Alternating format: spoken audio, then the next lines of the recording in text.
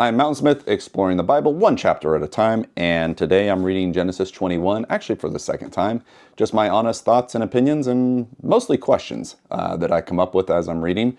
And let's get right into it here. So, Genesis 20, Abraham deceives Abimelech for the second time. He actually called his wife Sarah his sister, and according to him, it actually is his half-sister. I don't really remember what the ancestry there was, if it actually was or not, but that's what he said. But let's get into 21 here. The birth of Isaac. Oh, that's right, because Hagar, Sarah's servant, oh, that was a whole other story right there, right? Sarah told Hagar to have sex with Abraham, and Abraham was like, okay, if that's what you really want me to do. And then they birthed Ishmael. And then the Lord said, well, guess what, Sarah? I'm going to give you a son also soon. So, the birth of Isaac. So, this should be good. The Lord kept his word and did for Sarah exactly what he had promised. She became pregnant and she gave birth to a son for Abraham in his old age. This happened at just the time God said it would. And Abraham named their son Isaac. 8 days after Isaac was born, Abraham circumcised him as God had commanded. Abraham was 100 years old when Isaac was born. So now they have Isaac and Ishmael. And the circumcision, that was supposed to be 10 days after being born, correct? From the command. I think that's right. And Sarah declared, God has brought me laughter. All who hear about this will laugh with me. Who would have said to Abraham that Sarah would nurse a baby? Yet I have given Abraham a son in his old age. I like how Sarah's still laughing when she originally laughed. She must be really, really sarcastic, which is probably goes with the same conversation that God seems to have quite often with everyone. Because when God originally told her, I guess that was maybe Genesis 16 or 15, one of those, that, hey, you're going to go ahead and have a child as well. She's already older, and she snickered and laughed as they were in their tent. So I can just imagine, because now Abraham is 100 years old, and she is, how old is Sarah? I don't know. She's definitely up there, probably around the same age. Okay. Now, Hagar and Ishmael are sent away. Oh, all right. Again, I'm reading this for the second time, but it's all kind of still new. Hagar and Ishmael are sent away. When Isaac grew up and was about to be weaned, Abraham prepared a huge feast to celebrate the occasion. But Sarah, well, I'm going to back up there. To be weaned. Okay, that's like right out. Okay, yeah, that makes sense. Abraham prepared a huge feast to celebrate the occasion. But Sarah saw Ishmael, the son of Abraham, and her Egyptian servant Hagar, making fun of her son Isaac. Oh. So she turned to Abraham and demanded, get rid of that slave woman and her son. He is not going to share the inheritance with my son Isaac. I won't have it. Well, the servant and her son, which is also Abraham's son, making fun of Sarah and Abraham's son Isaac. Yeah, Sarah's got a lot, I mean, she's got some pent-up anger there like she originally did. So it makes sense. This upset Abraham very much because Ishmael was his son. But God told Abraham, do not be upset over the boy and your servant. Do whatever Sarah tells you, for Isaac is the son through whom your descendants will be counted. But I will also make a nation of the descendants of Hagar's son, because he is your son too. This is what I was talking about before, where it's setting up that Isaac and Ishmael somewhere in the future seem like they're going to be going to war. That's what it seems like to me. And God is setting this up.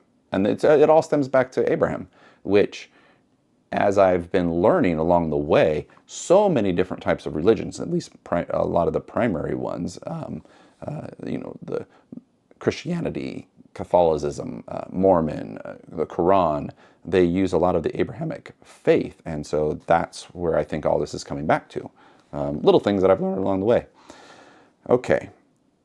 So Abraham got up early the next morning, prepared food and a container of water, and strapped them on Hagar's shoulders.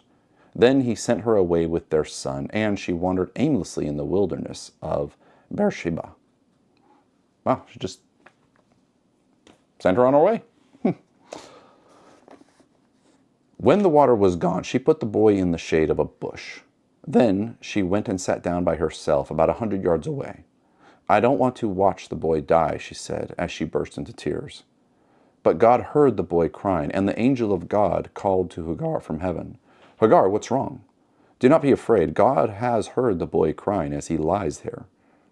Go to him and comfort him, for I will make a great nation from his descendants. I'm going to read that part again. But God heard the boy crying, and the angel of God called to Hagar from heaven. Hagar, what's wrong? Do not be afraid. God has heard the boy crying as he lies there. Go to him and comfort him, for I will make a great nation from his descendants. So God heard Ishmael crying, and now the angel of God has now spoken to Hagar and said, don't worry, comfort him, I will make that nation. So I'm wondering, is this the first time that Hagar knows this, or did Abraham only know this previously? Okay. Then God opened Hagar's eyes, and she saw a well full of water. She quickly filled her water container and gave the boy a drink. And God was with the boy as he grew up in the wilderness. He became a skillful archer, and he settled in the wilderness of Paran. His mother arranged for him to marry a woman from the land of Egypt. Interesting. So Ishmael became a skillful archer, and he settled in the wilderness of Paran. His mother arranged for him to marry a woman from the land of Egypt. So Hagar, his mother, Ishmael's mother, sent out into the wilderness with just water. That's all she's got with her. And now she is struggling. She feels like everything's about to die. She doesn't want her son to die.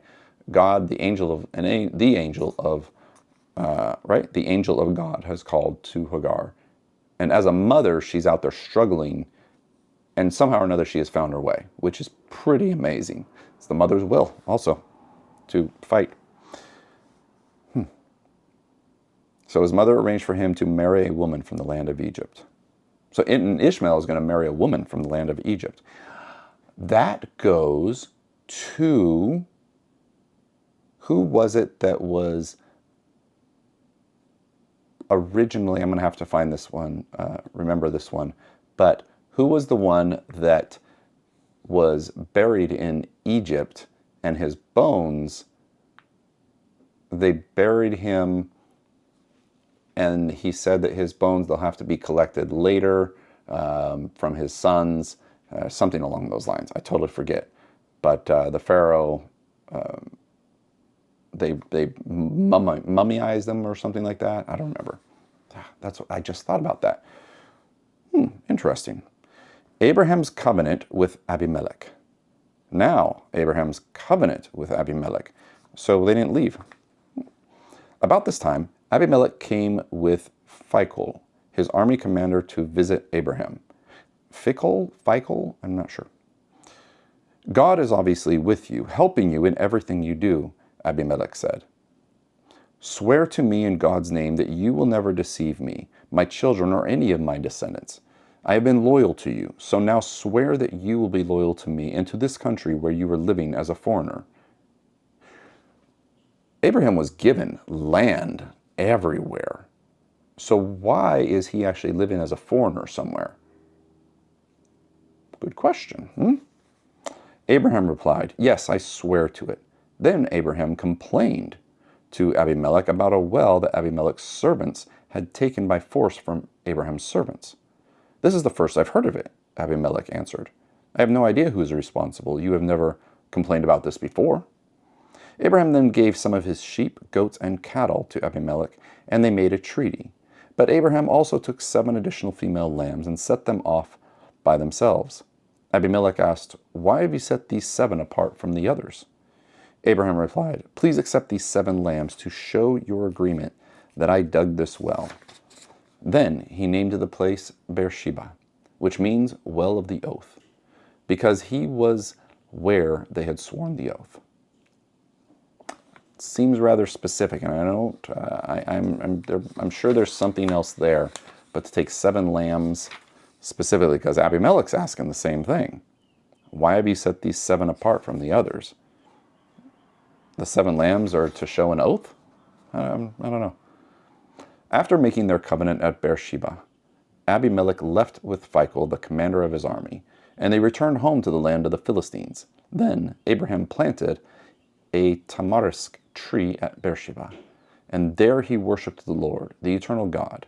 And Abraham lived as a foreigner in Philistine country for a long time.